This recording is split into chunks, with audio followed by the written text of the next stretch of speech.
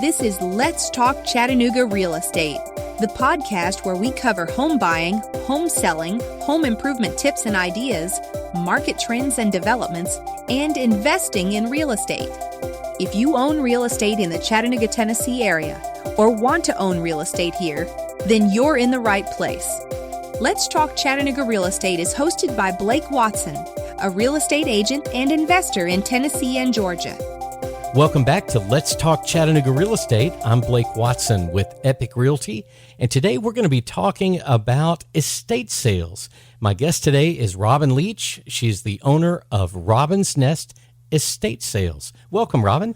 Well, hello. Thanks for having me. Your company name, Robin's Nest Estate Sales. What is an estate sale? I've got this vision, Beverly Hillbillies having this big estate. Sometimes it looks like that. Tell me what an estate sale is. Well, an estate sale is to help a family, an individual, whatever the case may be, close a chapter of their life. Oh. It helps us clean out their house for them, make them a little money to either move or if their parents have passed away. In the death situation, I think the greatest thing of that, it helps what their treasures were move on. You know, It helps tell the story for to someone else. When you're downsizing, because you need to go to assisted living or you're going to a condo, same thing. Your treasures are going to go and help a young couple get started. People that collect things, they come and get them.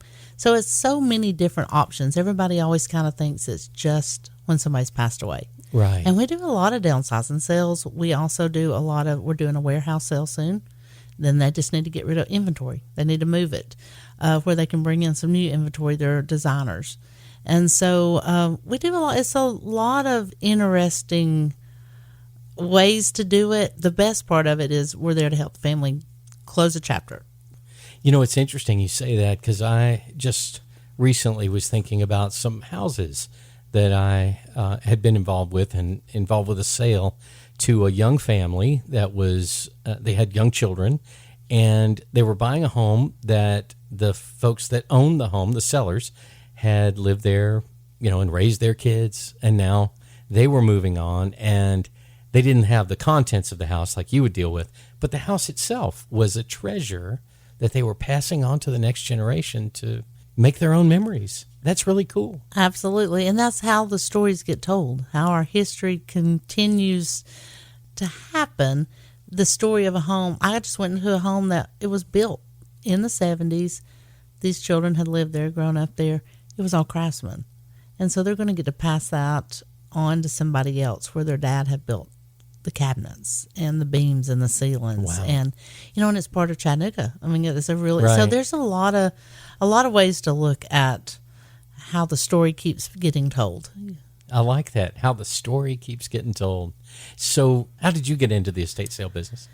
It's kind of funny, actually. The very first estate sale I ever went to, I was in between soccer games for my boys. And my husband was working, and I was like, I'm just going to run and grab something to eat in between this game. And I was like, an estate sale? It was in Eastridge. And you were just running to go get something to eat? And so I followed a sign. and it's Welch's. I'll say it was Welch's estate sale. I love Jo. She's retired, but I picked her brain a lot in the very beginning.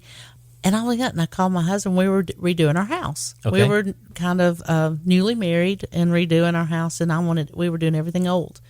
I called him. I'm like, oh my gosh, this is like a yard sale on steroids. I mean, I had never been to one.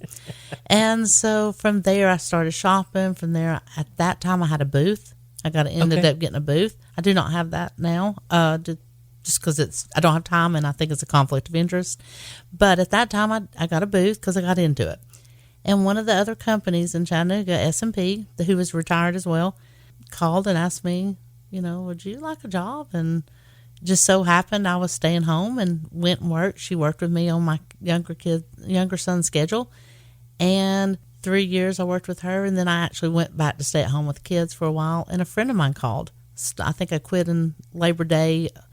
The next March, a friend of mine called and said, hey, can you come help me with my aunt's house? It's a crazy situation. Sure. Went over there, and I was like, you need to have a sale. It wasn't a huge sale, but I'm like, you need to have a sale. You've got some good stuff here. And she says, okay. and puts the keys in my hand. I was like, wait, what? And that is actually how Robin's Nest was born. I love it. So she just says, okay. and you had to take care of it. I took care of it, and another friend from high school came to that sale and said, here you go, did my grandmother's. And then from there, God's blessed me. Yes, indeed. It was meant to be. It really was. 13 years ago.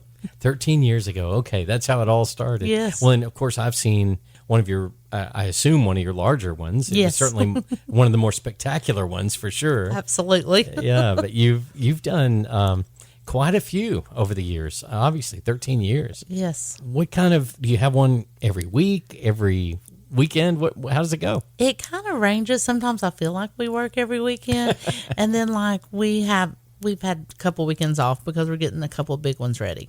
And we try to work around holidays. I don't like to do them like Mother's Day, Memorial Day. Sure. We do not work in December. I just feel like their minds are shifted, and I want to give my crew that time as well, or myself, our team, with our families. But otherwise, I mean, we do about anywhere from 24 to 32 a year. Wow. So that's kind of... That's going to keep you busy. That keeps us busy. So sometimes, and one year in particular, we did 3 sales in 7 days. 3 sales in 7 days. In 7 days, we had them yeah. ready, and because we don't necessarily just do weekends. We might host a sale on a Monday and Tuesday.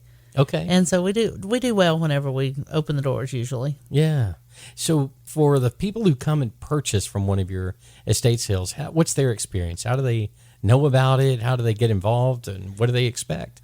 Well, I hope they expect good customer service. That is our number one motto, is I want to know how your granny is and your cousin is and that sort of thing. So our customers find out about us mainly from either estatesales.net. Okay. That was the big website when I first started. Social media is definitely taken over. And I would say my best source is Facebook because I have such a wide range of clientele. Mm-hmm. So the older, the younger, so that kind of meets. I definitely work TikTok and Instagram as well, but I would say Facebook is a very personal. They love that person. I feel like my customers love that personal touch that we give. Yeah. We try to tell a little bit about the family. We tease them along the way. Like I do live videos or going, oh, look what's coming. And it may be something funny. We did a puppet show for them the other day, getting ready. So, I mean, we're just, You're having fun with it. Yes, we have fun while we're honoring the family, and then our customers just kind of, again, I hope they expect good customer service, a good time, and good treasures. And we try to have really, really good prices. Okay. So, Yeah. and you obviously price all kinds of things. We do. You have to figure out how to price those. And that's part of your special sauce, I guess, right? I hope so. I hope so. At least we don't have to tug books around. When I first started, you had to tug your books. Oh, really? Your Fenton, your glassware, all that. So, yeah. The internet is very good for some of those things that you may not know. Some things I could price with my eyes closed because I've priced it 100 times. Sure. If someone is looking for one of your estate sales, how would they find it? You mentioned Facebook. What would they look for? Your Facebook page? Or Yes, it's Robin's Nest Estate Sales. That's easy enough. Yes, and make sure you put estate sales in. Make sure it's Chattanooga area. It's got a red arrow on the cover photo. It says estate sales and then a little bird's nest. There's a lot of Robin's Nest in the country, so it's a joke. But, yes. So make sure to write Robin's Nest Estate Sales. Yes. And Chattanooga is probably a good thing to write on Even there, too. on Google, because I get them there's one in Mobile, and I get their calls a lot, and they're like, well, you're the first one that popped up. So even if they Google, we usually are one of the first ones to pop up. So that's a good thing. That's a good thing for me. That's a good thing. So now let's turn that around to the other group of customers, and that's going to be the people who have an estate to sell. They have a home full of furniture. Tell me about that experience for someone. I think if the best thing for me to tell anybody that would call me, and I always try to make this clear, is once we are done with you, you're like family. And I treat them like family. We honestly do, and I only hire people that I know where they treat them like family as well. And a lot come and shop and see us afterwards because it's such a great experience. So what they expect is we go in after they get everything out that they want to keep. Okay. So say it's, some siblings that are selling their parents' home. They get everything out what they want to keep. And then we go in and we empty every cabinet, every drawer, every closet. We clean it. So everything this could be for customers expect too is cleanliness. We clean it. We polish the furniture, all that good stuff, and we vacuum. Everything's clean. Wow. Everything is staged like a store. So blue and whites are together. Your kids' toys are together. So we host everything. We make it all easy for them, all the family. I don't care if they come by and see us. I don't care if they don't. I mean, some families can't handle it, and some want to come. It doesn't bother me either way. We also offer a service where we empty it at the end. So normally I sell a house completely out, but you always have stuff. Some Tupperware or towels, whatever. Yeah, something's not going to sell. And I have a crew that I pay. I don't remove the items. It's a totally different company, but they come in and they remove everything and vacuum and sweep up. They're not housekeepers, but so that house is empty and you're ready for the next stage, whether you're selling, sometimes a child's moving in, whatever. Yeah, sure. So it's all empty for them. And then we take a percentage of that sale. They get the most, and we take a percentage of it, but we don't charge fees. Okay. We pay everything associated with it. Okay. Not every company does that. I chose for my families not to have to worry, what's that labor fee going to be, that advertising fee? And we haul the garbage off. I mean, sometimes we have to work out deals, but majority of the times we pay everything. Yeah, I see what you're saying. So normally going to end up with them receiving a check of some sort. Absolutely. And then the place is emptied up and cleaned up. And it's usually more than anybody ever expects. It's kind of humorous. I mean, and I always start when I call the family, like, what number do you have in mind? Of course, that tells me if they're going to be happy. But oh, yeah, that's true. But I would say maybe 2 people, 3 people the whole time I've been in business have guessed something a little higher. And I could have told you they were going to guess that anyway. Oh, you can tell from the conversation. Yeah, absolutely. Yeah. And we want to honor the family that live there. Especially if it's your parents. Like, people collect things. Some people don't, and that's okay as well. But that's why we kind of go the extra mile to stage it, make it look pretty. Because if their Sunday school class comes through or whoever, they're like, oh, wow. Sally had this beautiful, set of dishes on. They think they've had it displayed out. I don't know why anybody thinks people live like that with all their stuff out. But so, we just kind of make it a good experience for the family. And usually the family has a lot of peace when it's done. Because if we've made a part of their life that's not fun, a little enjoyable. Yeah. Brought some memories back for them that they, childhood memories, that sort of thing. That's good. Yeah. So, Robin, what sort of stories do you have from your experiences in estate sales? Oh. Hopefully some good stories. You can just tell me some good stories or funny stories, whatever you got. I mean, we have a little bit of everything. I would say, as far as a feel-good story sometimes for families that I always like to tell them when they're struggling, feeling guilty about letting mom and dad's stuff go or whatever, or their siblings, whoever, and I watched it personally, someone from my hometown, her home burned. And she has been able, over the past year and a half, to replace some of her items that she's been looking for. Her Christmas china, her Corelle dishes, a mixing bowl. I mean, I have seen a family replace a piano. Pianos are hard to sell, but I've also seen young kids that maybe their parents can afford a piano. So they're able to get a piano because it's offered at a cheaper service because, oh dear, pianos are heavy. But, so I would think that is a kind of the feel-good part of it. I also love to see people stand in line. So I guess the coolest thing lately, we've had some cool stories through the years. We really have done some really, really cool things. Like, we just did a sale in Ottawa. Okay. And I was working for the lady. She had called and she gave me her name and told me, she was over her sister's estate. And I was so sorry because, it was a sudden death, that sort of thing. But there was no children, or the child had already passed. So, I started working for it. Just thought she was a precious lady. And I was like, man, there's a lot of McKee bakery stuff here. And I was like, okay. And then when I met her to get the keys, she had a McKee jacket on. And she thought this was so funny. I even asked her one time how she went by her name. Like, do you go by Debbie or Deborah? So you might know where I'm leading with this. I know where you're going now, yeah. And so I'm pricing some stuff for the trust. We don't do that a lot, but we had needed to price some things before I do not pre-sale normally. Okay. But this was a different situation, and I didn't picture it or anything. And I was like, oh my gosh, that signature on that little Debbie doll it's the name in my phone, but she did not say McKee. So I was kind of that's how my team is so good. We literally cried. I mean, I cried, and I'm very thankful for that. I'm very, I believe God makes no mistakes, and he's just had his hands on my business, and I just remember just sitting there, and we were like, I mean, this is really cool. She was a great person to work for. And after I got starstruck for a few minutes. So that was kind of a cool. And then on the customer side of it, back in January, I did a really large sale. Actually, one of my biggest sales to date. And a young bride, I had a Lennox canister set and salt and pepper spice, like a spice set in my sale. Now, I'll be honest, I wouldn't have given you $5 for it because I've already lived through that era. The pinks, the baby blues and the hearts and geese, they're all coming back.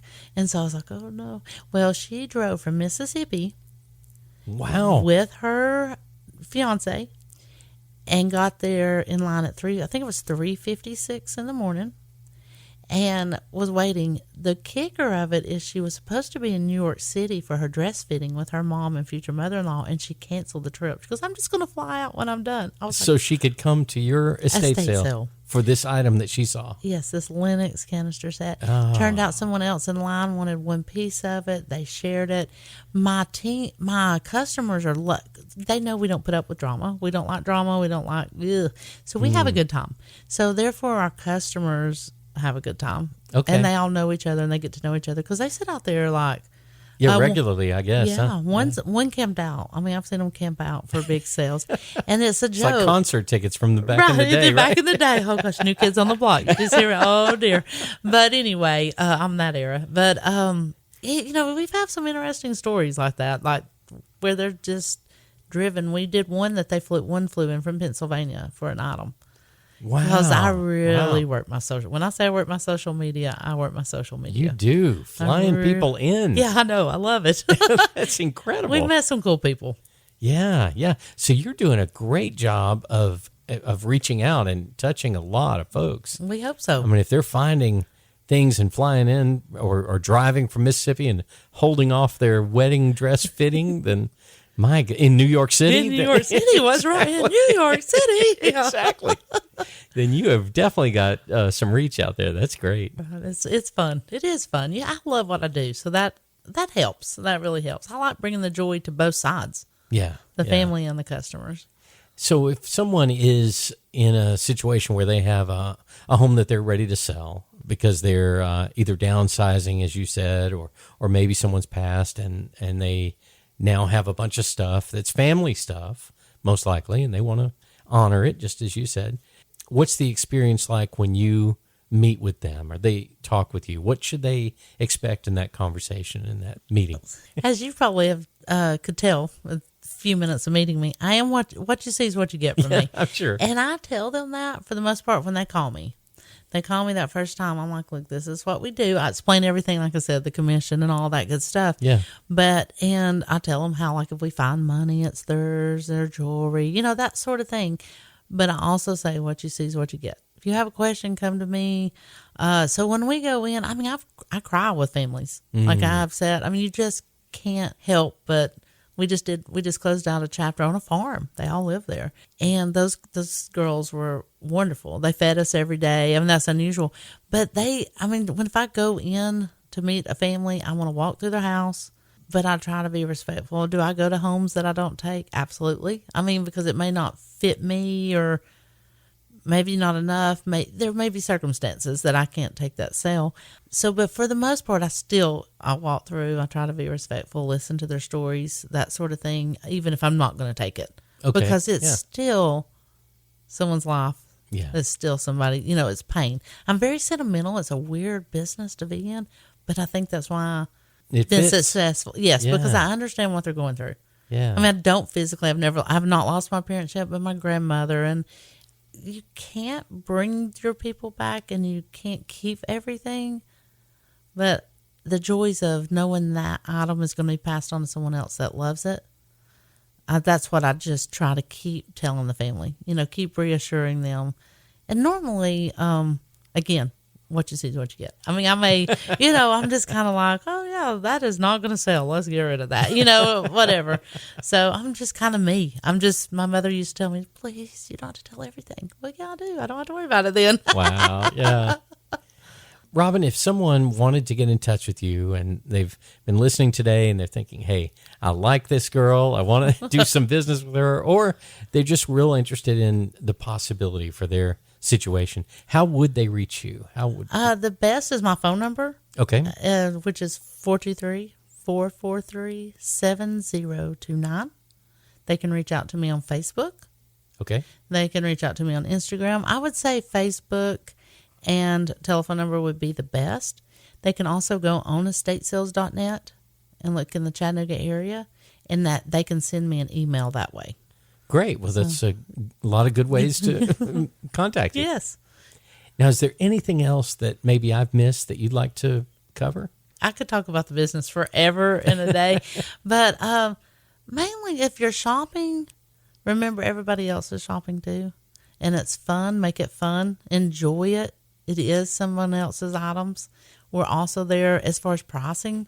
We are we're kind of known for our pricing being very fair. But, you do have items that always remember that's somebody's family, and you're going to be there one day. If it's happening in your neighborhood, remember that's going to be you one day. Yeah. It's a few hours of your life, inconvenience of getting through the traffic. We bring about, a small line is 100 people. A big line is about 400 now when we open the door. 400. So come with patience for a crowd. Yeah. But it's fun, and we get you in and out. And if you've never shopped an estate sale because you think it's disrespectful, don't look at it that way. Look at you're continuing somebody's legacy. Yeah. And you're carrying on a piece of furniture or a tablecloth. Clothes. Like I've seen so many people come and buy clothing.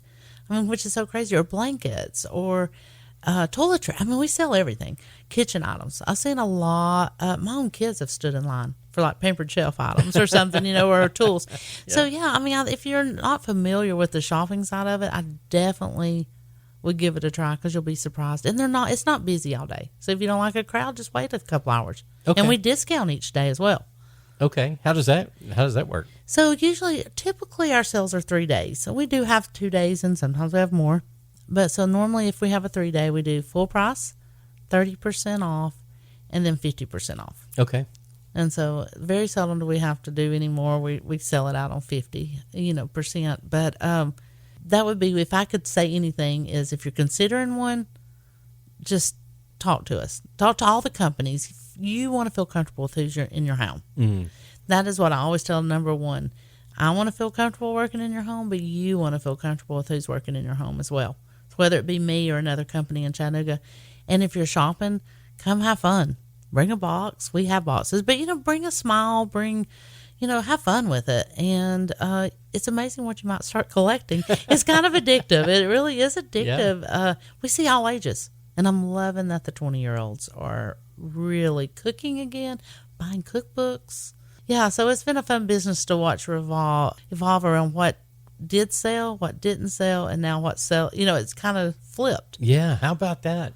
Yeah, you're right in the midst of culture right there, aren't you? Yeah, a little bit. It's fun. And we see a little bit of everything. Some things I would not have in my home, and some things I wish I was standing in line to have it at my home. Well, Robin, again, thank you so much for coming by and being on the podcast today. Thank you so much for having me. This was fun. And I'm Blake Watson with Epique Realty, and you can reach me on my cell phone at 423-315-1815, or you can reach me at my Epique Realty office phone. That's 888-893-3537. You can find me on Facebook and on LinkedIn as Blake Watson, and on Instagram, I am Rock and Roll Blake. And you can find my website at homechattanooga.com. That's at homechattanooga.com. And thanks for listening. And until next time, we wish you the best in your real estate journey.